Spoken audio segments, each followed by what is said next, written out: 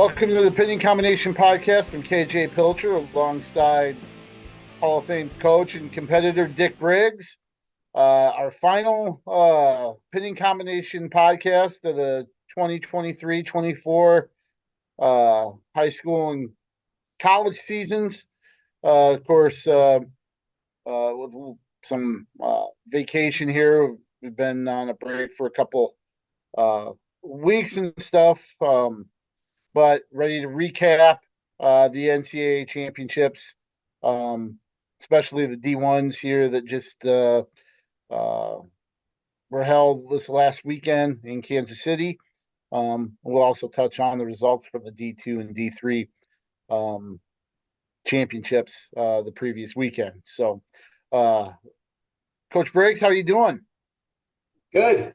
You bet. Got to travel a little bit, go down to the Sunshine State, and we're back now. And what a great tournament that Division I was. Yeah, for sure. Down at Kansas City T-Mobile Center. First, I want to give a shout out to our photographer, Nick Rollman. He has captured a lot of great images from the tournament down in Kansas City this last weekend. So check those out at thegazette.com. Also want to give a shout out to friend of the podcast and the Gazette, Mike Finn at Win Magazine, who helped out with our coverage this last weekend as well. You can see his work at thegazette.com as well, and we appreciate him stepping up and helping us with coverage this last week. But I mean, it comes to no surprise of what kind of played out in the team race. Penn State dominated. Not only did they dominate, but they set the record for most points in the NCAA tournament, beating Iowa's record of 170, set in 1997 at the Unidome. Penn State finished with 172.5. They also won by 100 points over runner-up Cornell, which is a record, beating Iowa's record of, I think, like 73.5 points in 1986. So Penn State kind of did what many people expected. But outside of that, it was a really close team race. And we had two teams from Iowa in the top five, with Iowa State placing fourth and Iowa fifth. Right. I mean, it was fun. There was about 7 teams or whatever, something like that in the hunt throughout the tournament for second place, which made it pretty fun. It was like Penn State was in their own world and had very few losses the entire weekend, and then the rest of the teams, boy, they battled it out. There were some great matches too. Yeah, I think we were exchanging texts on Friday, and at one point it was like only 8 points separated the second place team from the 10th place team, and it was just 11.5 from number 2 to number 11. In that, I mean, that's crazy when you think about being that deep into the tournament and that cluster of teams that were still fighting for a trophy. Exactly, and with that much tournament still left, it made it very fun to see how it was going to play out, and went down to the basically, as far as Iowa is concerned, and Iowa State, it went down to the 165-pound match to determine if Iowa State was going to jump over Iowa for fourth place. Now, this is the first year they've taken away the fourth place trophy. I don't know why they did that, or what that's all about, but they said it would save $1 million if they did that in all championships. The NCAA. So it was a cost cutting measure by the NCAA. That's sad, actually. NCAA's got all sorts of issues, but that's it's been forever, as long as I can remember, four trophies going out. So even if the NCAA can't even afford it, geez, you'd think they'd say, oh, buy your own trophy or something. That's just sad. Yeah, very, very much so. Yeah, I mean, it was pretty disappointing, and especially, This was Iowa State's first. It's their highest finish since 2010 when they got third in Omaha. It actually is the first time team has locked up the team race on Friday night since Iowa did it in 2010 as well. So a couple tie-ins to that 2010 championship in Omaha, Nebraska. But kind of a tale of two, just kind of different perspectives with Iowa State finishing fourth, Iowa fifth, really close there, but exciting and kind of a boost with Iowa State finishing fourth, and a lot of I would say, I guess, disappointment from Iowa fans with the fifth place finish. Even though I'm probably on the side of giving the Hawkeyes an out because it's been a really, really crazy year with the gambling situation. Just the points from having Tony Cassiope in the lineup would have put them in second place solidly, you know. But like Coach Al Baxter used to say, if ifs and buts were candy and nuts, it'd be Christmas all year long. So, but yeah, just two different perspectives there. Great tournament by Iowa State to, get their best finish in 15 years, and uh, Iowa just kind of missing out. And I think they went 0-9 in the final matches. Right. Yeah. That's just what and finished on the evens. You don't ever want to do that. You want to try to finish on the odds. First place, third place, fifth place, seventh place. That means you finished with a win. They finished on the evens. I'm gonna take a couple of perspectives here. Like you're saying, Iowa State, those Iowa State fans and that team have to be excited. They're fourth place. We've watched that decline the last few years and improvement, and it's been fun to watch that. And those fans are excited and giddy for placing above Iowa. They have no sympathy for the Iowa fans, and the Iowa fans are a little bit they're not happy that Iowa State jumped them. So that's going to create a little bit of fun and interest, Right. coming forward. So from a non allegiance point of view, I'm going to cheer for both. That it's going to be fun to sit back and watch that see what happens from here. And I'm with you. I have sympathy for the Iowa program because that's going to come up and might tee it up. Again, I have sympathy as well. The Iowa, from an Iowa State perspective, yeah, they're excited. They're happy. They wrestled to their seat or above it. Two of their wrestlers wrestled to their seat, and two of them wrestled above it. And then one, very much a disappointment, I think, probably at heavyweight with Yonder. So that I just got to believe they're not. I mean, I know I was expecting big things after his incredible season, at the tournament. So for him to not place was a disappointment for sure there. But you're going to have that on every team. Not giving him an out, but did you see the picture that he posted on Twitter? I did not. He had a broken finger that he suffered like 4 or 5 days before practice, and it looked like a reverse 7. He kind of showed it. So not giving that not an excuse, because people are some people have wrestled without ACLs. Look what Carter Strocci did, winning the title on an injured knee that they weren't even sure he was going to be able to come back with. So not an excuse, but that was tough, and he was seconds away from being in the semis. Right. And then it just kind of fell apart there. Hats off to Lucas Davison, who put together a heck of a tournament, reaching the finals. Big win after the Bastida win against Hendrickson, dominated him, which was surprising to me. But yeah, no, that I guess if you were to say, hey, one of these guys is not going to make the podium, he probably would have been the last, one of the last ones with David Carr that you would have thought of. I agree. Yep. And I guess to announce, I mean, it's no secret. Carr was a champ. Ekamandio was 5th. Frost was 6th. Swiderski was 7th, and Bastida didn't play. So, and then Gatan. I always mix it up. anyway, was lost in the blood round. I like to call it the All-American round, but Yeah. so that was another disappointment. When you're so darn close, and that happened with Iowa and UNI. We had some wrestlers from all three schools that made it that far, and they were just so darn close to the podium. So. Can we just talk about David Carr's legacy now?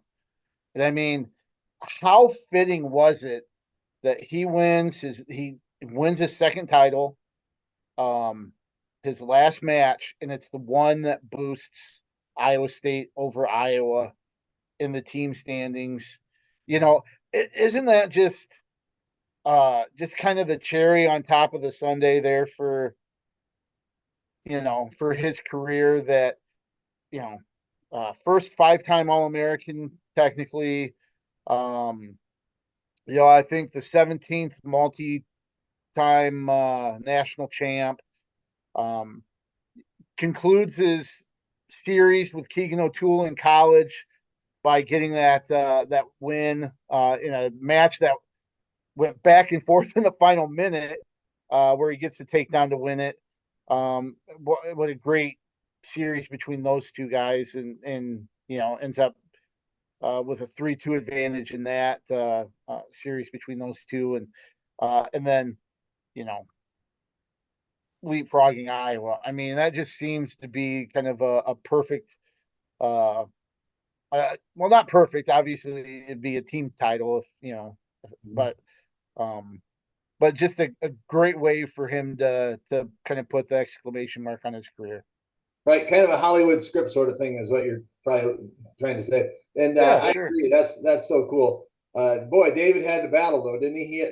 Obviously he had the rough route um, with having to wrestle O'Toole in the semifinals, and then in his finals match. Oh my gosh, I gotta believe. I mean, I watched that. I wasn't so sure all that stalling was there. I thought that was pretty quick, but maybe it was, maybe it wasn't. That's debatable, and that's what referees. That's their discretion there. And Right. so that's the way it was. But man, he hung on right at the end, and I think there was some confusion. Did you think so? On was it Messenbrink? On It was very odd after that last stalling call, the way he really kind of went into neutral a little bit. I think Like he didn't realize. I don't know how they could not have realized with the way that Carr rode him in the first period that he didn't have riding time, but it had to have been the case because it looked like he was settled to go into sudden victory and not realizing, hey, he needed to score now. right, and the whole. I don't know if you've seen it or not, but he after the match, it looks like the light clicked on, and it not in a good way, because now he realized that riding time was there, and he went over and he patted the coach's back, and I'm thinking I'd be mad, and he's like consoling the coach, it looked like, and then went out, shook hands, and was very nice about it, and I would probably be going a little, why didn't I, beating myself up, and maybe my even questioning my corner a little bit, Yeah. sort of thing. Yep. But so I have to give Messerman kudos there. He handled that very well. But so you're exactly right. It looked like he shut down towards the end, thinking there's probably overtime maybe. Isn't it kind of interesting, the reversal of fortune there with Iowa State? Because remember in the Iowa State duel, the way they kind of mismanaged, and Dresser ended up saying, "Hey, that was my bad. I didn't realize kind of where we were at." They needed to release Kennedy, I think, when Gatan was trying to come back, and then here it actually works in favor of them with the other corner not maybe understanding what the situation was, and Right. And maybe I'm not sure if that corner did kind of coincidental. right. And probably the corner likely knew what the situation was, but didn't know that Messenbrink didn't know. Yeah, just no communication there. Right. So yeah, that one just seemed a little odd at that, in the national tournament finals of all places. But I mean, it happens. One more thing, or a couple more things about Iowa State, at least from my standpoint. Just where they've come since Dresser took over, and technically he took over in 2017. Remember, at the end of the year, uh, they released their or Jackson stepped down, um, and he came on even though he wasn't directly coaching. He left Virginia Tech before the NCAAs to come to Ames, and I think one of the Paulsons kind of took over. But his first NCAA tournament with the Cyclones was 2018 when they tied for 45th. So in, let's see, one, two, three, four, five, six tournaments, because 2020 was canceled, they've gone from tied to 45th, um, to inside the top 20. Actually, top 17 finishes four times, and then now back into the top five for the first time in 14, 15 years. So what a good job Kevin Dresser has done, kind of resurrecting and rebuilding the Cyclone program. Right, and we're a little bit further away, from Ames, and so we don't get to see them, regularly like we do. And certainly you down in Iowa City. That I'm not comparing staffs or anything here, but I would just say that from what I've seen, Kevin Dresser is a very accommodating coach, and he seems to be have a good contact with his fan base, and obviously with his wrestlers, and so I'm not surprised that they've made that jump at all. I just think he's a number one class act coach, and he's showing that he's a top five coach. And also, where would Evan Frost, if we kind of take into consideration Iowa State, you and I, former Iowa preps that competed other colleges, where does Evan Frost rank as breakout performer this season? I mean, I tell you what, and I'll be 100% honest. Remember when Iowa State, we were trying to figure out, okay, who's going to win what match, and I thought everybody gave it to Teskey, and even thought bonus points were possible there, and that could be what wins it for Iowa. He comes out and puts it to Teskey, and he just kept rolling all season. And I think he really opened a lot of eyes, and here he ends up being an All-American. I think he got sixth, seeded eighth, and got sixth. I really am excited to see things, to see what he does here in the future. Right, and I'll even throw Swiderski into that as well. Both of those young men, so 100% agree with that. Swiderski seeded eighth, finished seventh, and both young, solid, tough wrestlers. Swiderski's got a little edge to him, so some will like it, some won't. But yes, and where did Frost? He transferred his last year into Ames High School, and do you remember what state he came from? Well, I think he was at Dowling. I think he was at Dowling. I think he's from Louisiana. Him and his brother are from Louisiana, I believe. Louisiana, okay. Yeah, it was Dowling, not Ames. You're right. I'm sorry. Yeah. So again, Louisiana is not necessarily a particularly strong state. They've got some nice D3 wrestlers come through there, come to Iowa schools, but not necessarily always D1. So good for him. He knew what he wanted, where he wanted to go. The whole family moved, and younger brother, he said, I think it might be a twin brother. Twin brother. Okay. Yeah. And so very impressed with he and Swiderski both. And they returned quite a bit. And if you think, you add Panero Johnson back in the, obviously you've got some big holes to fill with Bastida and Carr being done. 197 with Broderson, that's a starter. You've got some holes to fill, but you bring back Frost, Echemendia, I believe, is back. Swiderski's back. Chittum's back. Gaitan is back. You look to insert, Tate Nockaborn.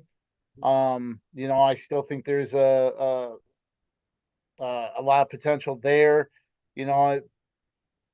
They bring back quite a bit. What about Derekina?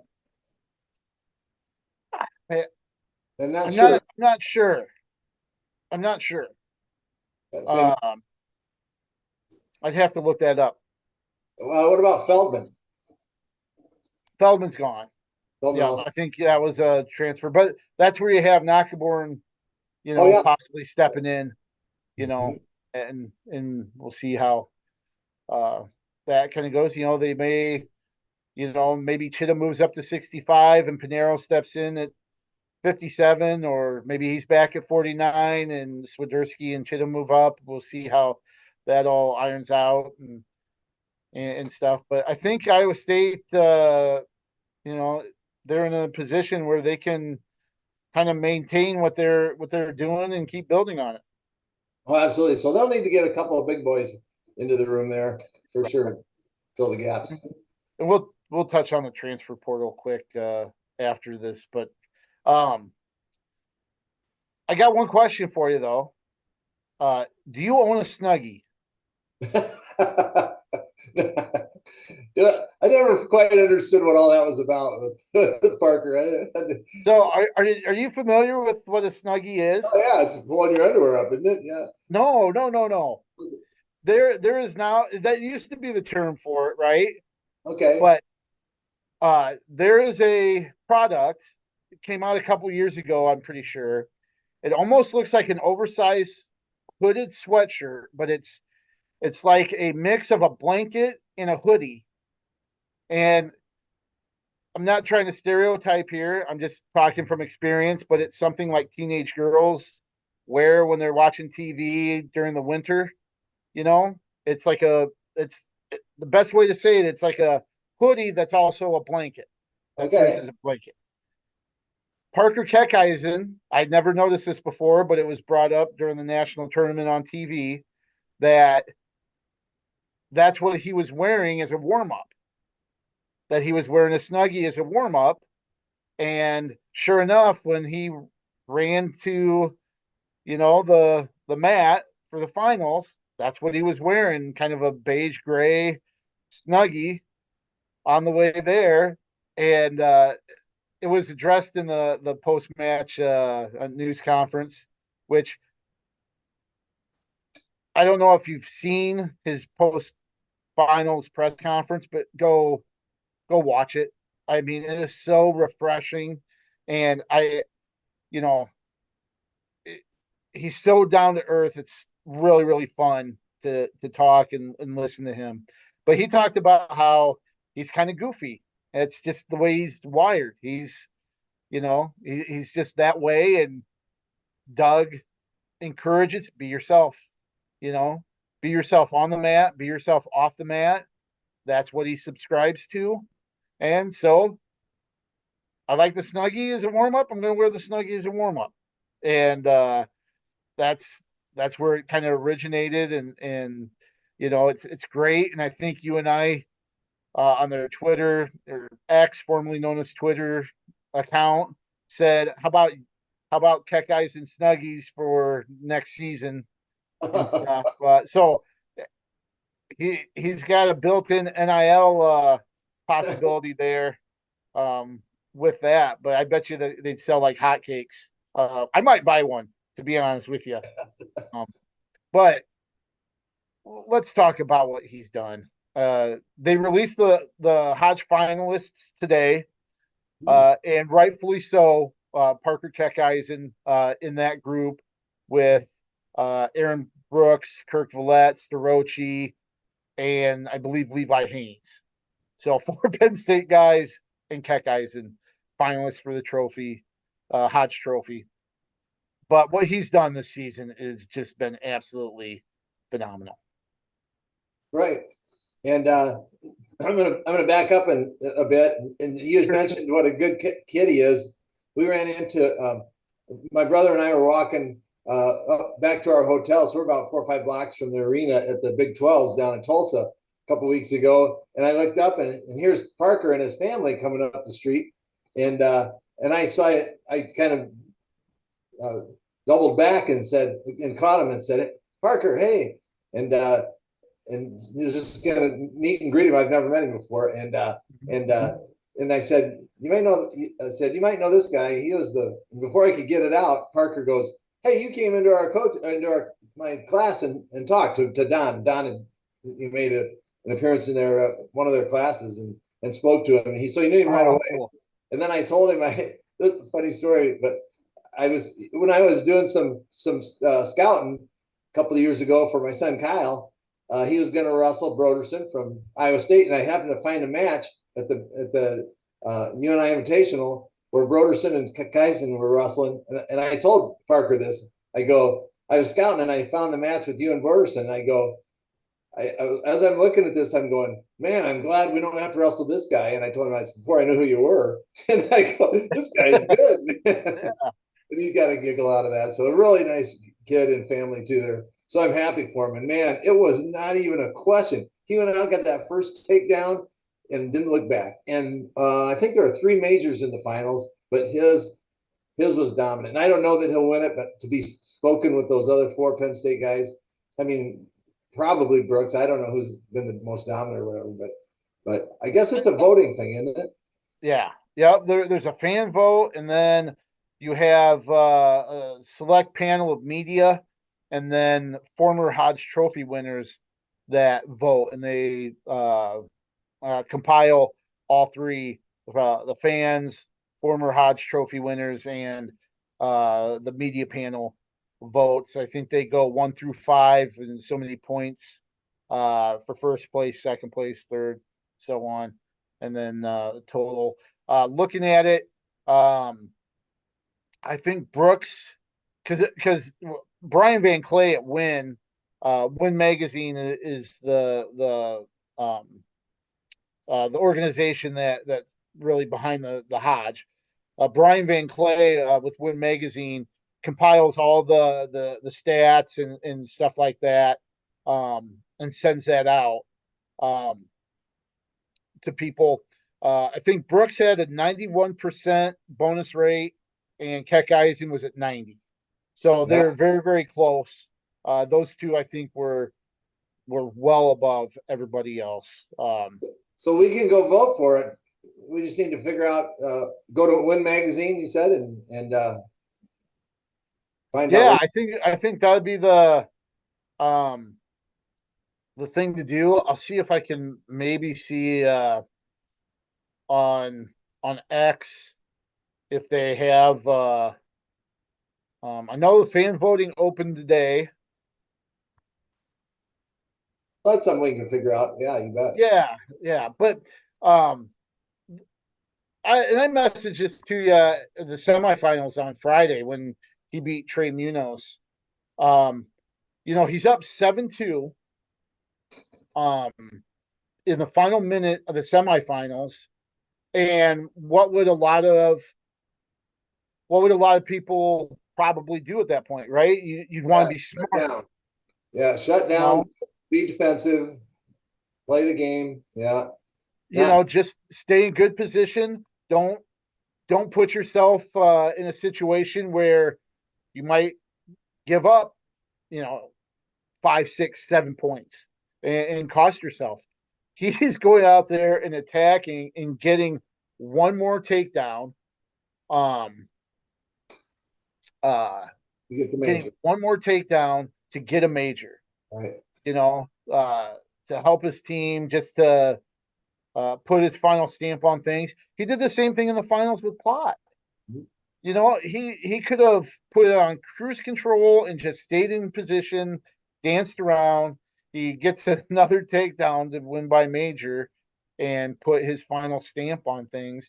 I mean, you don't see that very often out of competitors. And I tell you, it's fun. Mm-hmm. It's great to see that. And from somebody that does it with humility and class, it's pretty, I tell you what, Parker Keckeisen is somebody that I think a lot of people will look up to, and a lot of people have a lot of respect for. Right. A couple of things about Parker. One, that sends a message to everyone watching. It sends a message to the wrestler you're wrestling. I'm I'm kicking your butt. It's kind of the Mark Iron side sort of type to wrestling. I'm Yep. not satisfied with, if I got a major, I want a tech. If I got a tech, I want a pin, sort of an attitude. And just pouring points on, not sitting back and hoping you win, and maybe keeping where the ref can make a decision or anything like that. So, so it's fun to watch there. I love when he gets off, there's off the, if they go off the mat, he'll get up, kind of take the long way around. What I like about that is, as a coach, I get to communicate with him as he's doing that, and he's listening and watching and assessing everything. He's not stalling or anything. He's just smart. It's very tactical as to why he does that. So he's the last one that would be stalling. I mean, that guy's Right.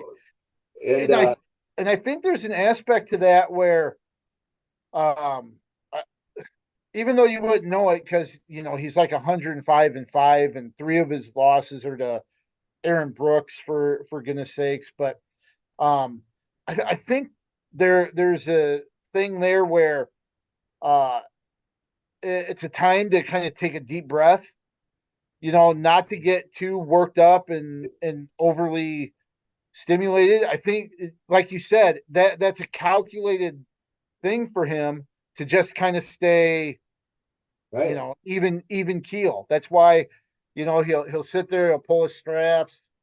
If you notice, it's kind of the same thing each time, and then he kind of rolls up to his feet, pulls up his knee pads, just kind of walks around and gets reset, and bang, whistle blows. He's back in to what he's doing. Very tactical. I agree. And the best thing about Parker is that he has another year. So Yeah. yeah, Yep. that's exciting. And Um, you see his teammates, and that's true of a lot of these athletes and wrestlers, but his teammates were there and they were doing chest bumps and everything, and they supported him because they know how hard that guy works, and that's neat to see. and very down to earth. One of the other things too I thought was kind of cool. Obviously he had his family there, and he surrounded by his teammates. Did you notice what he did after he was done with his post match interview on Matt's side and with Quinn Kucinich? Remind me, I'm sure I saw it. I don't remember though. He walked by the Brooks family that had been seated for the 197-pound match, and he shook their hands and kind of told them good luck um, as he was leaving. I did not see that. No, that's cool. He turned around, saw him, and then they were seated, in those chairs up front, ready for the next match, and he kind of shook their hands and said good luck. This is somebody that's beaten him and kept him from, you Yeah. know, national title and even another finals appearance. Um, and he has that mutual respect. And like I said, there's a humility with him to go along with this tenacious competitor that I think adds to just how special of a wrestler he is. Yeah, that's neat. And a person. Just Yes. that's a guy you want to cheer for right Yep. there. Yep. So, just to backtrack on the Hodge Trophy fan vote. So that opened up today, and it's open through Friday, March 29th. So just a couple days for people to vote.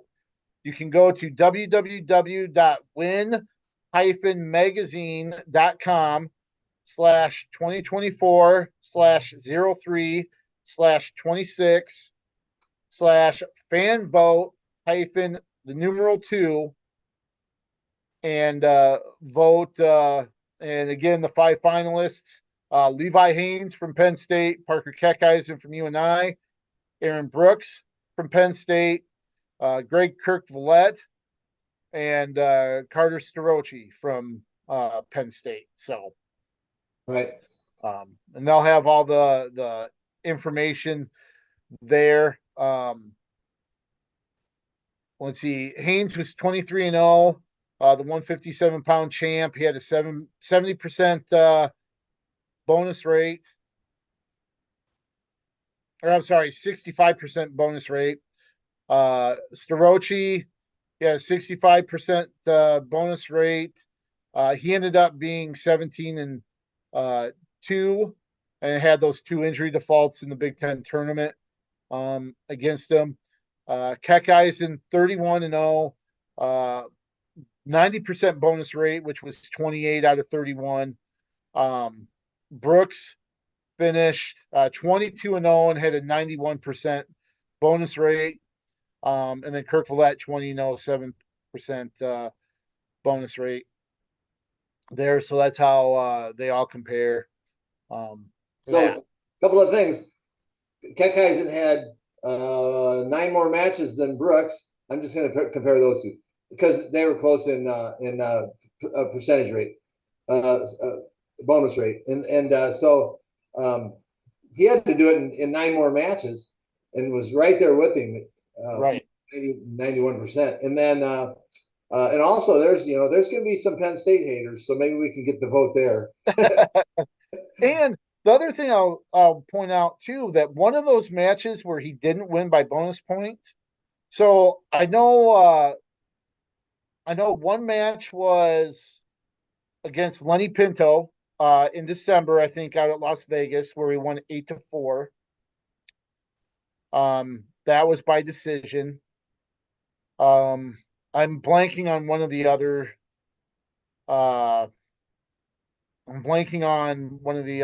The third non-bonus point victories that he had. But one of the ones that he had was a 12-6 win over Dustin Plott, who he turned around and majored the next 2 times, including the Big 12 finals and the national finals.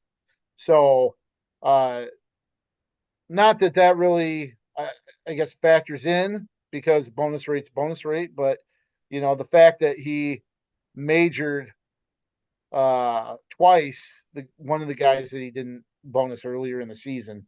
The national runner-up. Yeah. And I'm not sure. And he was only 2 points away from that. Right. And I'm not sure Brooks can say that. He didn't major the national runner-up, Right. Right. For a little toeholds here. So I definitely think those two are the 2 front runners. So other UNI information, other news, Happel, 7th seed, didn't place, lost in the All-American blood round. Downey, 5th seed, didn't place, lost in the All-American blood round. Feeling real bad for those guys. Sima, Sima, the 28th seed. So close. He pulls a big upset. Then he gets to the quarters and he's up 5-0 against Griffith, who was a national champ 3 years ago. Anyway. Yep. And then gets taken down twice in the last 49 seconds. Ouch! Oh, and then didn't place either. So UNI lost the toughie to a kid from Army in the All-American round. Right. And so I think it was 9-8. So just so close. Right. And UNI's, I mean, I said at the beginning of the year, if Parker doesn't win, their whole season is going to be crushed. But I think this is stepping up a level. Parker won it, and so we got that. But those guys were so darn close and had really came through it towards the end of the season so I hurt for those guys, but man, I hope they have that burning, searing hunger in them, for next year when they come back. So, I think we were texting this Friday night that, looking at what they did, it looked like a real good showing. And then you look and there's only one All-American who's, Keckeisen, their champ. And it's like, oh, but was it? But I think it really was. I mean, even though they don't have the hardware and it's not going to serve any solace for, Happel or Volker or Downey and Sima, but man, they're so close. Right. And so much to build on there. And you've got your leader coming back too. I mean, I just really think next year could be a real special year for them. And this was a good showing, even though it may not have resulted in as much hardware as those guys may have wanted. Right. Does that make sense? Yeah, it makes a ton of sense. And when you're an athlete in the room and you see your buddy that you're working out with every day win a national title, it's like, by golly, I can do that. I can do that. Parker did it. Why can't I do it? So it's like he broke that barrier that just showed him it's possible. And obviously Drew Foster broke that a couple of years ago. That showed Parker. Now Parker's doing that for his teammates. So I'm with you. Next year should be, man. Iowa State, you and I. Iowa's always going to be strong. So what a year we're going to have. Look forward to. And let's talk about the Hawkeyes now. They finished fifth. They were up in second place or vying for second place. Pretty much, and they still had a shot to play second, entering the finals. Ended up getting fifth. They finished with 4 All-Americans, like Iowa State. It's really eerie how similar of a tournament Iowa and Iowa State had. Iowa finished with a 25-13 record. Iowa State finished 26-12 overall. And of course, the difference were the finals wins. Carr winning and Ayala getting a second. Iowa had 7 major decisions to Iowa State's 4. They both had 4 technical falls. The big difference was Iowa State had 3 pins. Iowa didn't have any. Both had a medical forfeit or injury default. And Iowa State had 18 total bonus points while Iowa had 15. So very, very similar tournaments. But, I think coming in, a lot of people were wondering if they would even have a finalist, thought maybe that streak would end. But Drake Ayala making the finals at 125 extended that finalist streak that dates all the way back to 1990. But Drake Ayala, you kind of knew 125 was wide open. It's been topsy-turvy all year, and that proved to be the case again. But he put together a strong tournament getting to the finals. Absolutely. And another one that I just noticed was in terms of kind of similarities, Iowa wrestled, believe it or not, 4 seeds above their seeds. Ayala was seeded 3rd, finished 2nd. Woods was seeded 3rd, finished 4th, so that's a wash. And then Caliendo was 6th, but then Franick actually wrestled above his 10th seed. And, so they were 4. And then if you throw out Bastida, Iowa State was 3 above their seed. And so, so they're very similar in that respect too. With Iowa, you kind of think, gosh, they didn't have a great tournament, but really, I think by seeds, weren't they slotted in at 9th place? Yes. So, they finished 4 above what their seeds, indicated they might finish. So they're not happy at all, and they don't buy that seed crap. Right. And but there's no moral victories down in Iowa City right now. That's right, for sure. Exactly. Yeah, and so, but when you think about it, they didn't have that horrible of a tournament. But I think a lot of their fans might be disappointed with not looking at how they finished or that sort of thing, but how they actually competed. And I don't think that Iowa really competed like the fans want Iowa to compete with. That Kekaisen sort of attack all the time. So I think personally that the fans are probably where's that Iowa attack mentality, and in some cases yes, but across the board probably wasn't there like they wanted it to be. Sure.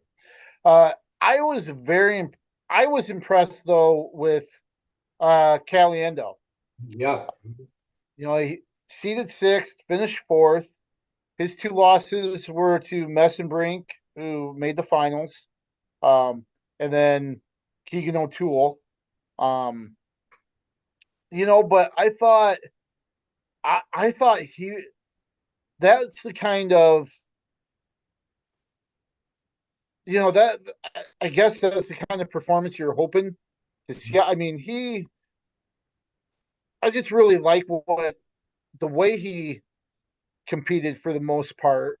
I like he seemed offensive and aggressive.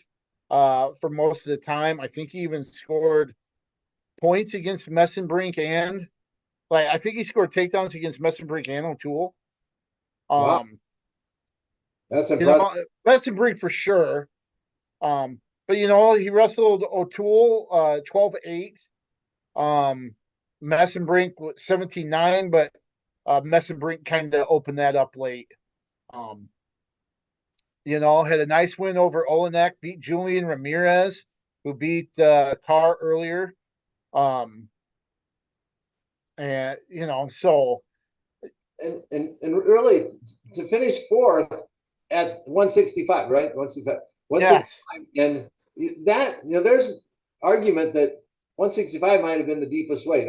Some might say 74, but both of those, and you're calling out names. That's to break the runner up, and O'Toole defending champion. I mean, that's to finish fourth in that weight class. He did a nice job. I agree with you, and I think a lot of fans do too. They like watching him. So, yeah, 165. You've got Carr, Messenbrink, O'Toole, Olenek, Ramirez, who was the 3 seed, didn't even place. Neither did Dean Hamady. Um, you've got Peyton Hall from West Virginia. Um, I was surprised Antrell Taylor stepped in there, but we'll talk about one of the other 65-pound place winners here in just a sec. But um, I I think 165 was one of the toughest weight classes all season, and that level of talent in that bracket. Um, to finish fourth, I think was a heck of an accomplishment. right. So I concur with your evaluation of Caliendo. I thought he had a good tournament, wrestled tough, aggressive, and so he was kind of the outlier there. Um, Yep. so for the Hawks there. And with Ayala, here I'm gonna read numbers in order, and you tell me what they might mean. Okay, Okay. 8, 3, 12, 10, 2, 15, 5, and 23.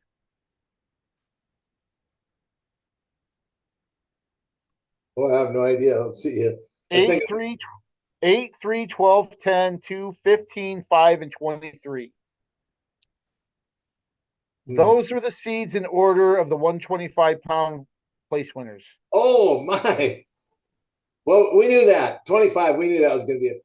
And It's yeah, and that's what I think was cool about the weight class all year long was so unpredictable. The only thing predictable about 125 was its unpredictability, right? And when you have was it 4 double-digit seeds crack the top 8, and it's not that it was a weak weight class. no, It was just that we saw parity throughout this weight class in the top 20 all year long, right? There's a 15 knocking off a 1. There's, an 18 knocking off 2 or 3. You had a 12 or 14 knocking off a 4 or 5. I mean, it was crazy all year long. And you have, Penn State did what they did as a team, and their number 1 seed at 125 did not place because of the way the weight class was. You had a returning national finalist who beat one of the best 125 pounders in the history of college wrestling the year before. The national finalist did not place. yeah. And that's you know that just hammers home the fact that uh, it was fun competition in 125 all year long. I just want to say this: um, Iowa has had a finalist. We mentioned that 34 years. Um, but at 125, Iowa making the finals.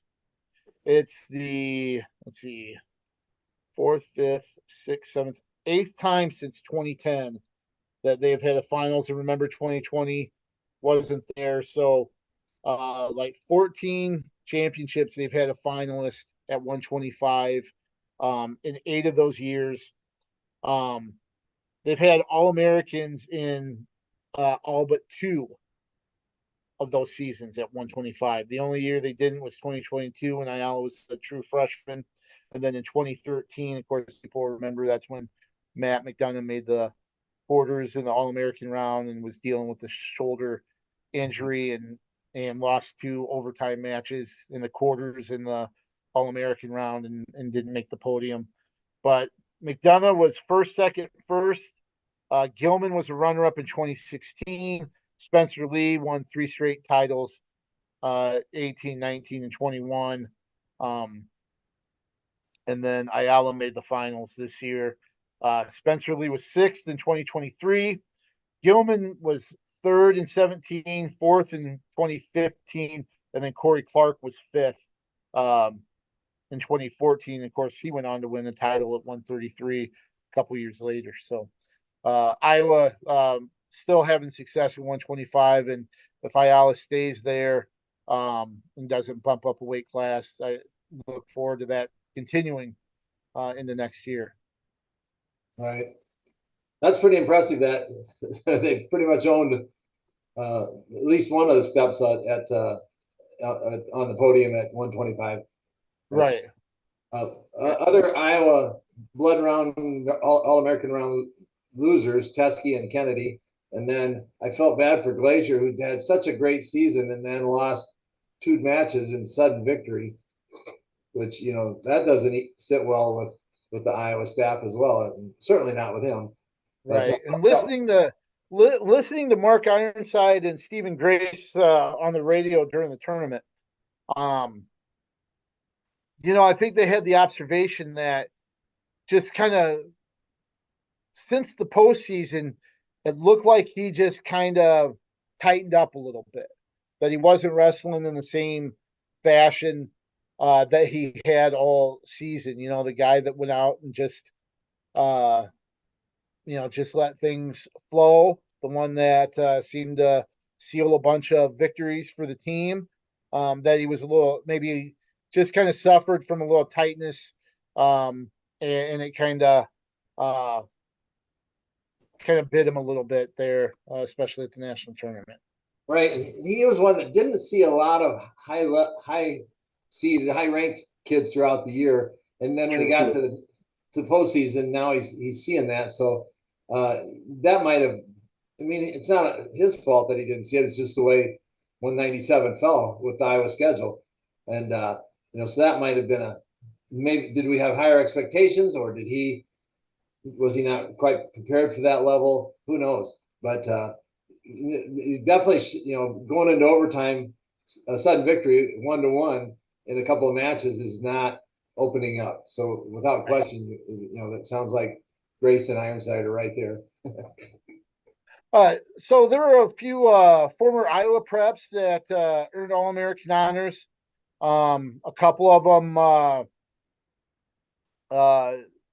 that are in a program just to the north of us. Tanner Sloan, the former 2-time state champ from Alburnett. He caps his career off with his second All-American honor. Of course, he was a runner-up last year at 197. And this year he got 5th place. Fell to Trent Hidlay in the semifinals. Lost another match in the Conci semis, but then beat Rocky Elam of Missouri for 5th place. He ended his career at 113 and 23 overall. He ranks 9th all time in career wins for the Jackrabbits. Of course, he went on and won a U20 silver medal, I believe, last summer. He was a 4-time conference finalist and a Big 12 champ, 5-time national qualifier. So a heck of a career. For Sloan, his teammate Cade DeVos, a former Southeast Polk prep, he earned All-American honors as well. I believe he got 5th. Also, and one of the other things to note too that South Dakota State set a record for most points scored at the D1 national championships under, you know, 40, they scored 71, or I'm sorry, 48.5 points. That's not their overall record. Remember, they were a D2 school for quite a while, but this is their biggest point total at the D1 national championships, and they finished 13th, I believe one spot ahead of Northern Iowa. But those two former Iowa preps certainly contributed a lot to what really has become a banner year for South Dakota State. Right, and then throw in Casey Caldwell, is an assistant coach, right? Casey Cody, sorry, Cody Caldwell, yeah, and Kinsey is his sister. I'm sorry, I'm getting all the Caldwells mixed up there. And Yep. And very anyway, good athlete too. Right, exactly. And anyway, yeah. So and really, the South Dakota State, the Jackrabbits have been very good about coming into Iowa and kind of stealing some of our good athletes. One of the Jefferson's best ever softball players, and that's saying a mouthful right there.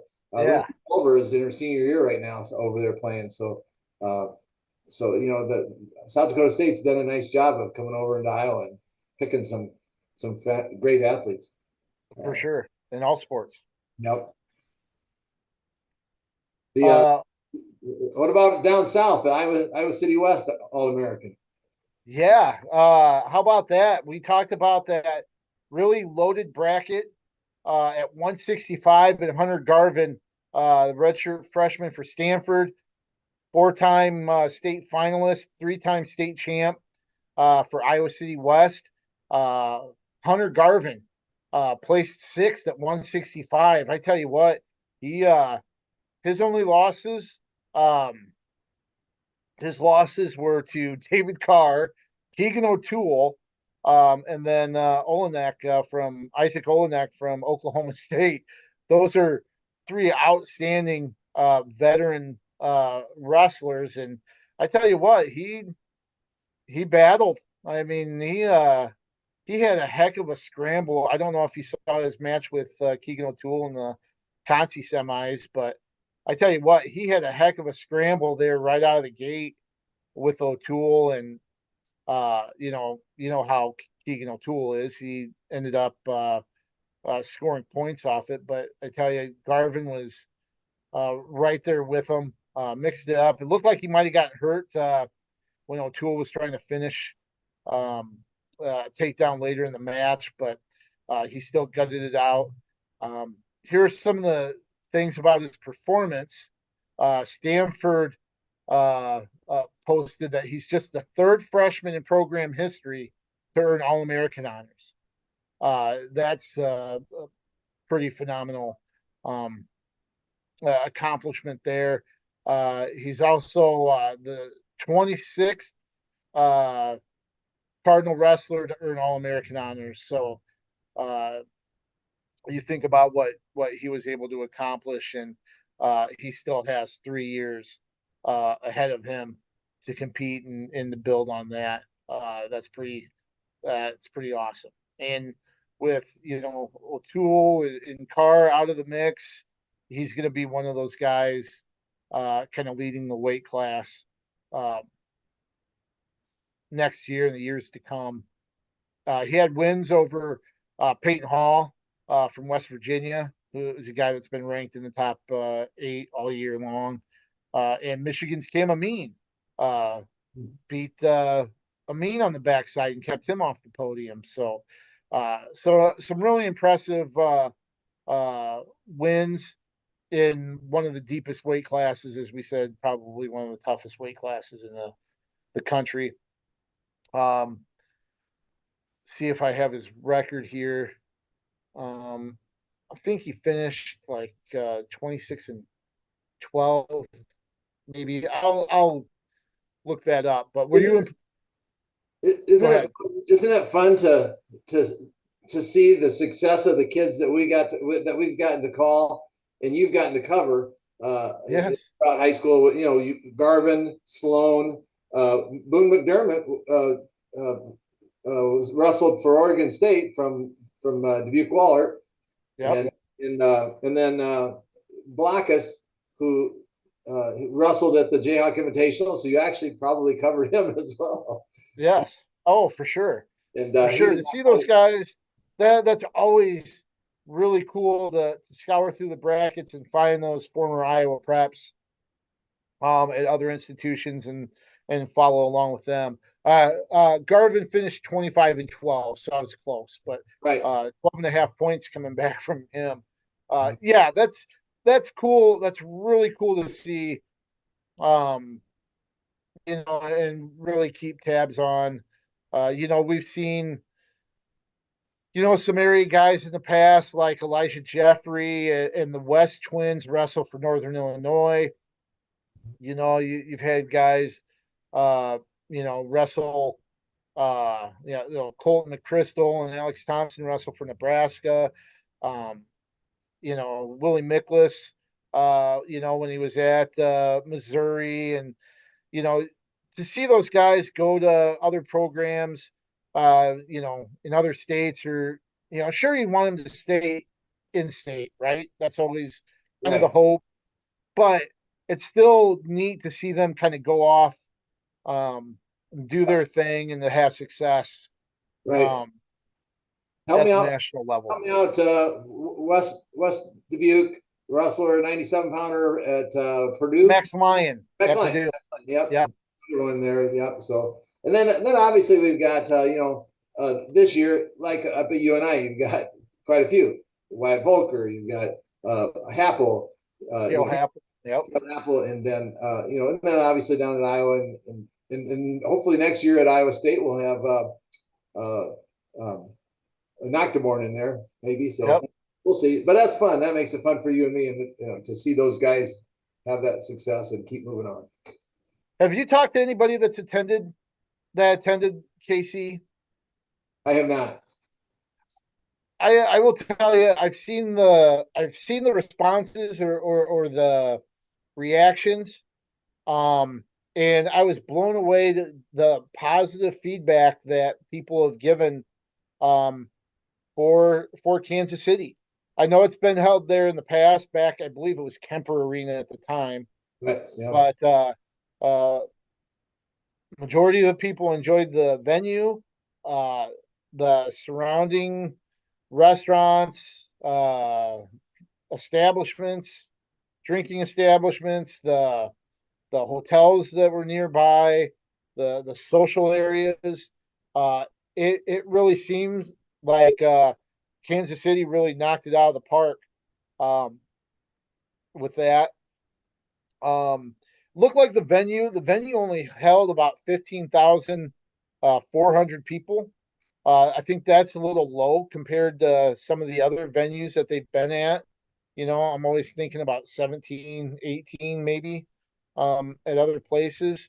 But it seems like the fans and media, Shane Sparks said he hopes it's in Kansas City all the time and hopes D1 marries Kansas City, kind of like they've done with the College World Series in Omaha.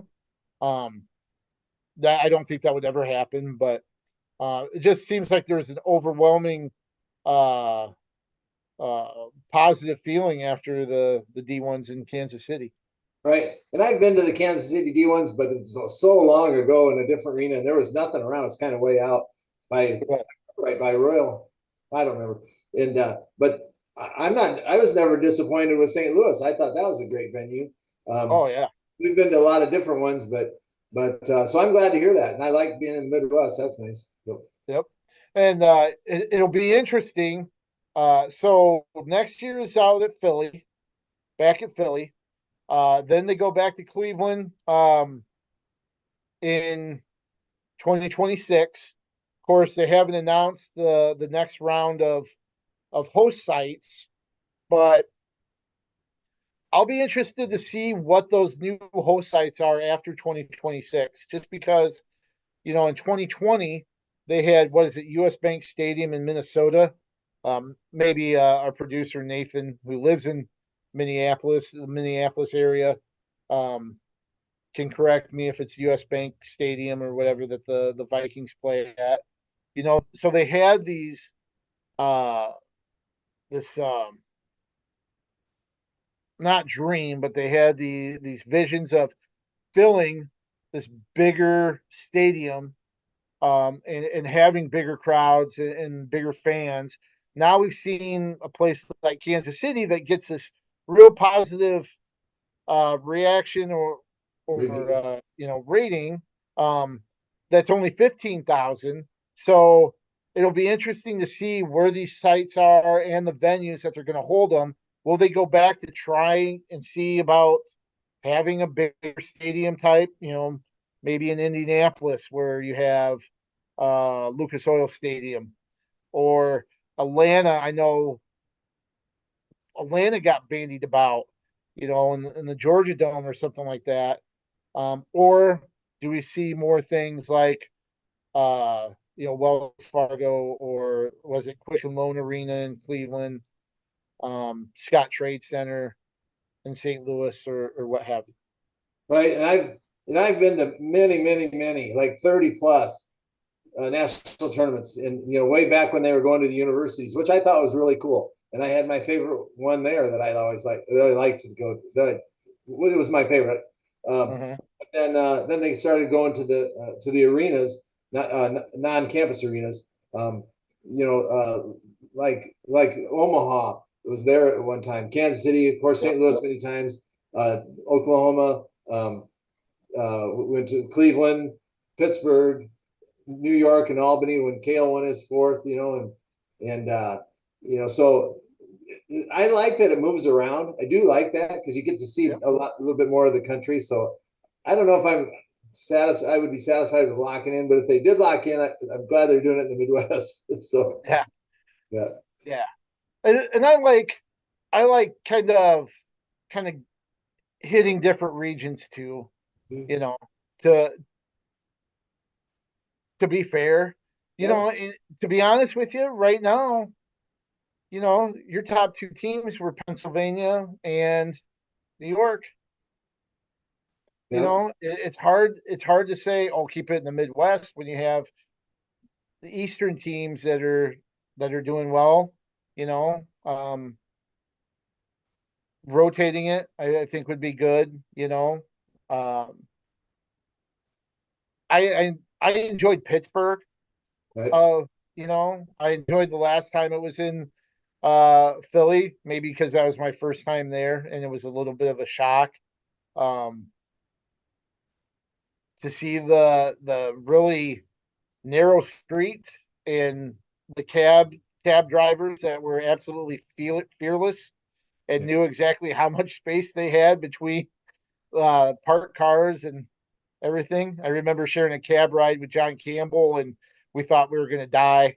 The way they zipped through the narrow streets and barely missing cars and bikers and everything else, but it was great. Um, Madison Square Garden was cool. Um, except it's ultra expensive. Um, but yeah, I mean, it'll be interesting to see where they go, and hopefully, just every experience is for the fans and the wrestlers are like what they had in Kansas City. Right. It was fun for me because my parents lived in a place when it was held at Maryland University a couple times. Oh, sure. That was the year that was such an exciting tournament when Iowa State beat Iowa, in their 10th attempt, and Gibbons was the coach, and 87, 87. 87, I believe.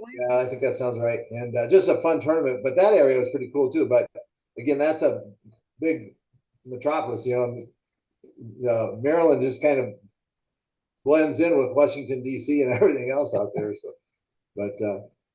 very fun. I mean, everyone is its own adventure. So wherever they put it, people are going to go and they're going to have fun probably, especially if there's like libations nearby. Right, right.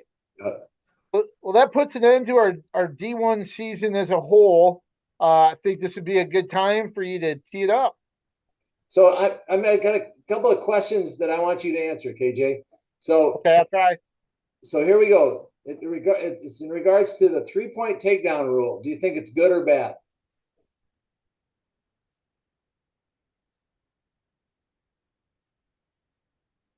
Are you there? Am I still here? Um, I'm kind of torn. I'm not sure it really did what people thought it was going to do. But I didn't mind but I didn't mind it. Um, the only thing I really didn't like is the fact that they didn't move the thresholds for major decisions and technical falls. Um, so can I sit on the fence? Hey, you certainly Can I say can. it was? Can I say it was good and bad? Right. It's still early. You certainly can. So, my I'll take the response is wussy way out. no, that's fine. I'll take the wussy way out and say it's good and bad. I liked it and didn't. Okay. So you're still in the wait and see mode. That's where I was at the beginning of the year. I'm with you a little bit. And I was concerned that it might take away mat wrestling. I don't think it did. And No. so I'm not disappointed with that. I always, people see points go up on the board and it's a big number, but they always say, wow, it's gonna be hard to come back from that. And it's like the other guy gets 3 if he gets a takedown too. So I don't know what changes, but in my Yeah. mind. So I'm still a little bit on the fence as well, but I'm leaning more towards liking it. I thought it was gonna hinder mat wrestling, and I don't think it did. Okay, so that led up to, and I know you're gonna say that in your answer. Should the bonus point levels be increased?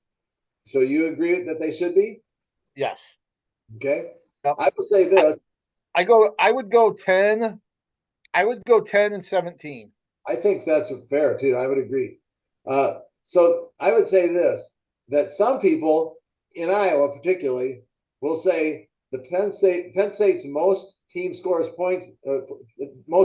scored this year at the NCAA tournament, which set the record, should have an asterisk by it.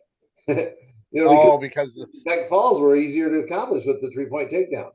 sure. Now, and also the 2, 3, and 4-point near fall. Right. I'll ask those same Iowa fans, did any of you ever say that Iowa, when they set the record in 97, should have an asterisk by it? Because the point totals changed back then as well. And the score, yeah. The scoring Tournament scoring was a lot different. Right, tournament scoring, right. So did everyone go, well, there's an asterisk by Iowa because so no. It's Penn State's record. Go get it, Iowa, if you want it back. Right. Okay, and then another question: do you like with the new reaction time rule? Do you think it's good or bad? You know what I'm talking about on takedowns? Yes. Yes. Yep. And I can't think of. It was the 141-pound match, the 141-pound final with Bartlett and Mendez. Remember how that finished, where Bartlett came behind, Mendez was able to roll, and then came out with his own takedown with 3 seconds to go. You remember that? Right. With the auspices of the old rule, that would have been a Bartlett takedown. But because of the reaction time, his hand touched, he went into a roll. Bartlett was able to score. I do like the reaction time. I didn't like the hand touch rule to begin with. And I can remember. I think it was the 2012 year when that really kind of came in, and I remember. I think it was an Iowa UNI match where I think that was one of the things that kind of kickstarted the whole hand touch takedown kind of thing. Ryan Loader and Gambrel, maybe. Maybe Back then, where Loader touched his hands, and Iowa thought it should have been a takedown, but they gave him reaction time, and I think that might have changed it. I could be way wrong on that, making stuff up. And I'll apologize if I am. But I like the reaction time. I really do. And I think 141 final was a perfect example of that. right. Good answer. The touch rule, that was goofy. I mean, as soon as you touch, then it became weight on the hands, and the official had to judge whether it was weight in the hands. At least maybe in high school that was. And then so I'm with you. I like the rule, but I can see it. I mean, there was lots of examples throughout the tournament where the reaction time did not allow a takedown and took, so I'm thinking of maybe was it Teskey off the mat or someone off the mat one time and saved him from getting taken down and kept it alive and more exciting, really. But and then there's then also at the end of the period, if you have a 2 seconds left and you get the takedown, do you have enough reaction time, or is that just going to mean that forget it, you can't get a takedown in the last 2 to 3 seconds of the match? So That's interesting. I never really thought about that kind yeah, of so situation. there's that's going on too. All right, now to finish up my tee it up with Briggs, a couple of other things. Comments. I'm saddened by the gambling issue that was unfairly targeted Iowa State and SUI, Iowa.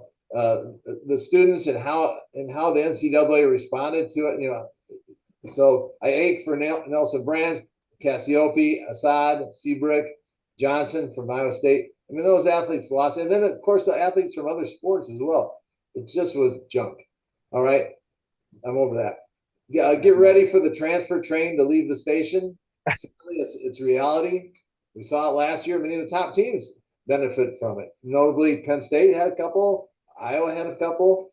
And the other teams as well. So in that respect, the rich get richer. I think.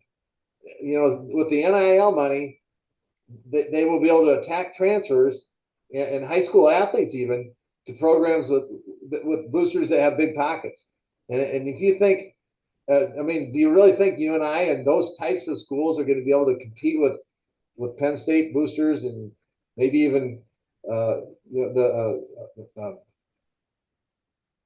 different other deep pocket schools? I don't know if Iowa's as deep as Penn State or Oklahoma State's as deep as Penn State, but nevertheless, and so like a guy, you got an All-American from Little Rock that gets courted, or I was just going to bring it. I was going to mention that example up. Yeah. Or maybe even a national champion from you and I. He's not off. If someone gets into his head and says, come to wherever, we'll give you big money, what's to say he doesn't walk away from you and I that can't do that? Anyway, I would just say this, please, coaches, to make this thing at least somewhat equitable, abide by the contact rules. Don't go behind the scenes and in the back door and all that sort of thing. And I'm done. Tee it up. Yeah, it's kind of interesting that you mentioned it because the transfer portal's already starting to percolate. There word that Dean Hamady from Wisconsin is in the transfer portal. Remember McGonigal from Lehigh, who was ranked fifth to start out and then got beat out by Crookham, who ended up being the number 2 seed at 133 this year instead. He's in the transfer portal, so we've seen that. I'm gonna go. So the announced team was made up of Daniel Cormier, Jordan Burroughs, Mike Cousins. I think Rock Harrison was kind of the would be like the side mat reporter or whatever. But I think Cormier came under fire for a lot of stuff. And one of the things that he got some criticism about was mentioning that mid-major programs, are going to start, they're going to get treated like JUCOs. I can see that. But I think he's 100% right. Yep. I think there's going to be, back it was, you go to a JUCO for 2 years, you kind of build yourself up. I know like baseball and softball, JUCOs were huge things because it was like, hey, we take a gamble on a true freshman that we don't know how they're going to acclimate. We don't know about grades. We don't know about homesickness. Or we can go to a JUCO and get more of a finished product than somebody that's, accustomed to college life. And that's where they did more recruiting from JUCOs than they did from high schools. Well, same thing with wrestling. You would get gems out of JUCO, people that made the transition to college and had to have that, they weren't necessarily ready yet. Look at Joe Cologne. you know, Iowa Central, goes on to UNI to have a great career. Um, you can look at Blue McDermott, started at Iowa Central. I think Richie Lewis, who ended up at what was it, Rutgers? He started at Iowa Central. There are a lot of people that have gone that way. Now you go to say, oh, I'm just picking one out of the hopper, Cleveland State. You know, you go to a Cleveland State and you're an All American at heavyweight, and somebody that has a hole, it's like, hey, he's he did pretty well. Imagine when we get him in our room, hey, you can fill in here. Was it Nasser Bailey? Is that the 33-pound All American for Little Rock? Nasir Bailey, maybe. Oh, I forgot his name. That might be. That sounds familiar. Yeah. You know, First All American, by the way. yeah, and like you said, and it's no knock on a wrestler because, boy, that's got to be really, really tempting. But if Penn State dangles something in front of them, or even Oklahoma State or Iowa State, saying, "Hey, our guys are moving up a weight class. This is going to create a hole. You'd be perfect to fit right in there." Or a buddy that wrestles at Missouri says, "Hey, we need a 33 pounder. We could be together again. We can hang out and be teammates again. We got, really great facilities. You don't have to be the flag carrier. You know what I mean? You'll mix in really well with a lot of other talent. And by the way, you can cash a little bit of a paycheck with NIL. It's going to happen. It really is. And I think Cormier was on point by saying some of these smaller programs are going to get the JUCO treatment, where they're going to be there for a year or two, and bigger schools are going to pluck those guys away. Right. So my only question is, who the heck is criticizing Cormier on that statement? I All mean, the Twitterverse, the expert, maybe the people from Penn State, Cornell, that have big, the ones that do the plucking, maybe. Um, so but yeah, so I mean, I think we're already seeing that. And, yeah. So anyway, there's my yeah. That's the end of the year rant. Okay, so I'm going to add one thing to your teeing up that I think, and this is beating a dead horse because it's been a similar complaint or criticism for a few years now. Uh, Officials and the NCAA need to get reviews ironed out. Um, the reviews took way too long.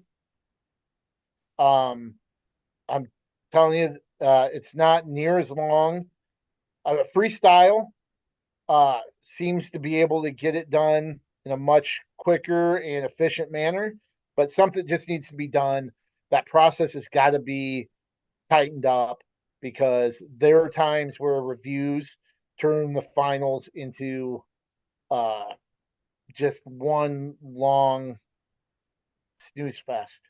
Well, 133. What it was a 22-minute match or more. It seemed like I think I Yeah, something like that. And I don't want to take away the review. I think that's good. right. Get it right, but yeah, you're right to get it. And a lot of times it's getting to that point in the match where they need to be. It's not the ref. It's the guy running the video. From what I've talked to the refs, that's what they're Okay. and not D1 refs. But I felt, but I'm sorry for our buddy Kurt Frost who did that 33-pound match. That Oh was yeah, that was and brutal. not knocking Frost or anybody at all as far as officials go, Yeah, but the process itself just needs to get fixed. right. And tack on blood time and everything else. Those two guys both got pretty Yep. deep cuts, I think. And Yeah. it was just an interesting match that it ended up being pretty exciting at the end as well. So, Yeah. if I remember right, but it was just drug out. I agree with you on that. Uh, well, let's take a look at a couple of the other championships that were held previously. At the D3 national championships in lacrosse, Wisconsin.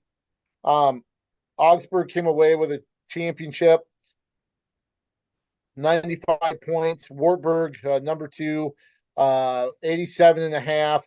Wisconsin lacrosse finished third at home, 82 and a half. And boy, they had a handful of guys in the finals. A heck of a tournament for Wisconsin lacrosse and Dave Malachek.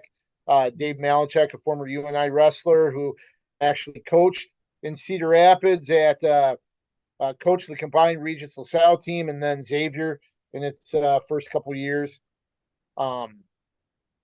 Coached two-time state champion Michael Sheedek there as well. His team had a heck of a tournament there at home, and congratulations to Dave and the Eagles that finished third, 82 and a half points, as I said. And then as far as local or American Rivers Conference teams outside of Wartburg, Loras had, I believe, 3 All-Americans, and they finished 10th. Luther was 13th with a couple All-Americans that they sent as well, kind of leading the way for the ARC. Right, Loras qualified 3 guys, had 3 medalists. Kincaid was 4th, Eric Kincaid. Dustin Bourne was 7th. Zeb Ganida, Solon product, was 3rd. They were unranked and finished 10th. They had a really great tournament, Loras did. Then the other local All-Americans, Co had Will Esmoil from West Liberty was 6th. He finished 6th. Gabe Smith for Cornell finished 7th. Luther had a couple All-Americans. Clayton McDonough was 4th, and Walter West, heavyweight, was 7th. And they finished 13th, and they were not ranked as well. So a good tournament really for Luther as well. You mentioned Malachek and his assistant coaches were coaches of the year. I'll back it up and say because I don't know that we talked about this, at the Lower Midwest Regional, the co-coaching staff and Coach Ostendorf that were voted coach of the year as well. It's interesting, the team battle. Augsburg really gave they really opened the door for Wartburg, and then Wartburg really didn't take advantage of it. Augsburg wrestled well underneath their seeds, and then then they captured it they were able to capture the title with a couple champs and to win that team title. But Wartburg, they don't have a strong record with returning champs, but they got a little bit of a monkey off their back. So it took them 8 returning champs to finally get a champ to win it this year with Romero, not Romero, I mean Ending at 97, who's pretty incredible actually. But they failed again at 74, and that made 7 in a row that coaching staff hasn't been able to return. So we got some work to do in that respect. Did you mention Gabe Smith of Cornell that finished 7th? I did, yes. Mm-hmm. Okay, sorry, I just missed it. He had such a strong regional and was able to get on the stand this year after not making the tournament last year. So right, I didn't mention them. And Cornell's a team. Cornell's a team that I really think has. I think this is just kind of the springboard. I think I really think they've got some good things going there with Coach Ham, Carter Happel as an assistant. I think Matt McDonough helps out a little bit as well. But really like what they have kind of set up in Mount Vernon going forward. Agreed. Yeah, it's been nice. Throw in one of my former wrestlers, Jacob Scherzer, on that coaching staff. Yes, that's right. He does a nice job too. So I very much agree to that. I did not mention the Wartburg All-Americans, so we need to do that because we got Joe Pins to start out with at 133 was 3rd. Joe from Dubuque Hampstead, great family there. Kyler Romero at 41 was fifth. Charlie Dojan at 49 was third. Zane Muller, returning champ, did not win it. He was second. And then Mo Endine, he goes by, was returning champ at 97. He's pretty special, that guy. The D2 tournament was held down in Kansas as well. Upper Iowa sent 2 wrestlers down there and came back with 2 medals. Chase Lensman returned to the finals. He was a 2023 national champ. Earned a runner-up finish this year, and then Tate Murdy, I believe, earned All-American honors again. I think his third All-American finish. Right, and we talked about this, or we knew this might happen. Their regional was so darn difficult; it pared down their qualifiers, and that was the only 2 qualifiers they had. And again, not a fair, not a fair regional in terms of equity in all of the different regionals. Right. And so that that happened in Division 2 and Division 3, and only 18 qualifiers for both divisions, which is for Division 3 with 120 plus teams. That's not very many. That percentage of qualifiers is very low. Just doesn't seem right. Yeah, so Murdy finished 5th. Lensman powered his way to the finals. A loss to Landers David Hunsberger in the finals. Was Hunsberger a returning national champ at a lower weight? Well, that sounds familiar, KJ. Might have been. I'm trying to remember from the championships in Cedar Rapids the year before, but Lander, I tell you what they've done there in just kind of still the infancy of a program. They finished runner-up to Central Oklahoma, who's kind of a blue blood when it comes to D2 wrestling. They had such great upper weights, and that really helped them again with another national team title. Lander was second. Nebraska Kearney, another one of those power programs in D2, was third, followed by McKendree, and then perennial power St. Cloud State was fifth. And a lot of people won't know where Lander is, but it's in South Carolina. Right. So, and actually, until last year's championships, I had no idea. Yeah. And why would we? I mean, it's Division 3, not much attention to not here in Iowa, but definitely doing a great job there. Right. And I really liked the D2 championships when it was here at Cedar Rapids. I think it's a really good wrestling. Of course, all 3 NCAA Division 3 levels. Some outstanding wrestling from those programs as well. So good product. I think I said Division 3, didn't I? Division 2. But, any other parting shots? Yeah, I just want to say thank you to you, to Nathan Ford, our producer, and to JR at the Gazette for all of the wonderful, and all of the other sports writers and wrestling sports writers for the women's, and for our correspondents. Really nice job, KJ. Incredible. No, it's great, and that's one of the things that we've been very, very fortunate. And I just want to echo with this program. Nathan sits for a couple hours to put this together, edits things together, puts it out there for you guys to consume.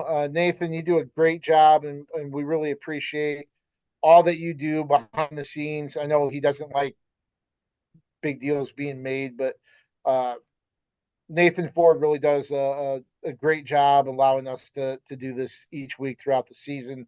As you mentioned, we're really lucky with J.R. Ogden and his, for many years, he covered the sport of wrestling, learned from Mike Chapman, who is an institution in himself. Mike Chapman, who covered wrestling for the Gazette. And of course, I believe he founded Win News Magazine.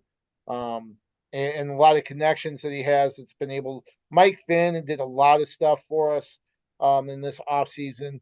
Mike has been devoted to the sport of wrestling for decades as well, and we really appreciate that. John Stepp, uh, he uh, he covered Iowa women this year in their inaugural competitive season.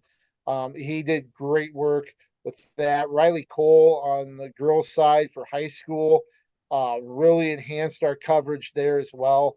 Um, both of them uh, came in with great voices. We're just very, very lucky to have such a great team, willing and devoted to high school and college wrestling. It's for two wrestling guys like us. It's great to have those people willing to let us and enhance our coverage each year. Right. I think JR did covered, if I remember right, UNI wrestling when he was up there, and did a great job there. I'll tell you how long ago I was at UNI. You know who the sportscaster that covered it was Ron Steele. He was the sportscaster back then. Oh, really? That's how old I am. So okay. And then Russ Smith was the sports writer for the Courier up there. You'll remember that name. Big Mike Finn, his brother Kevin was my teammate, my age and okay. So these guys, have long history like us, KJ and wrestling. So for sure, and it's been another great season. So we really look forward to there's some wrestling in the off season, but it's been a great year. Coach Briggs, thanks for your contributions over the last 6 months. Pretty much, I appreciate doing the podcast and TV and getting interviews and stuff at the Big 12s for us. That helped me. So time to put a bow on it. Our late friend Wyatt Schultz, who still is missed. Why don't you send us out and put the finishing touches on 23-24 wrestling seasons? Let's keep wrestling on the move. Thanks for watching, everybody.